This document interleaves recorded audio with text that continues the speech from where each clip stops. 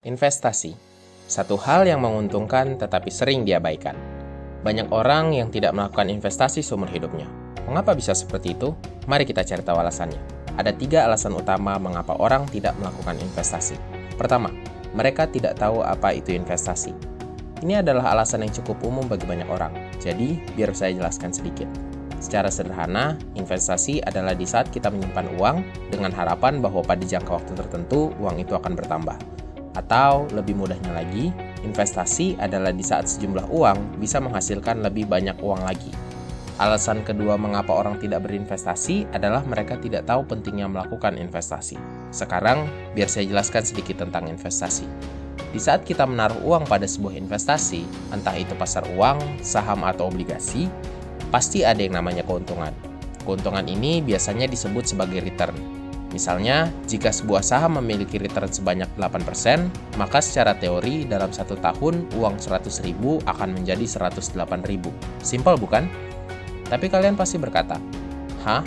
Hanya 8% per tahun? Apa gunanya?" Tunggu dulu. Masih ada keajaiban lain yang kalian belum tahu. Pertama, biar aku jelaskan tentang bunga majemuk. Secara simpel, bunga majemuk adalah uang yang kita dapat dari bunga yang akan dibungakan pada tahun berikutnya. Artinya, 8.000 yang kalian dapat pada return pertama akan ikut dibungakan di tahun kedua dan selanjutnya.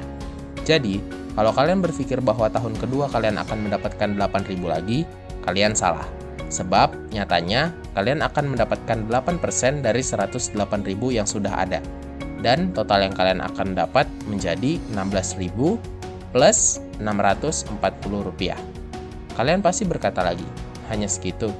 Ya, mungkin ini terlihat seperti penambahan yang kecil, tetapi dalam jangka waktu panjang ini akan menjadi hal yang sangat mencengangkan. Biar aku beri contoh. Mari kita anggap kalian menyisihkan uang 1 juta dari gaji kalian tiap bulan untuk diinvestasikan dan kalian mendapat 8% return per tahun. Kalian melakukan ini dari umur 20 hingga kalian pensiun pada umur 65 tahun. Ada 540 bulan dalam rentang waktu tersebut, yang berarti jika kalian melakukan ini secara teratur, maka kalian telah menginvestasikan sebanyak 540 juta rupiah.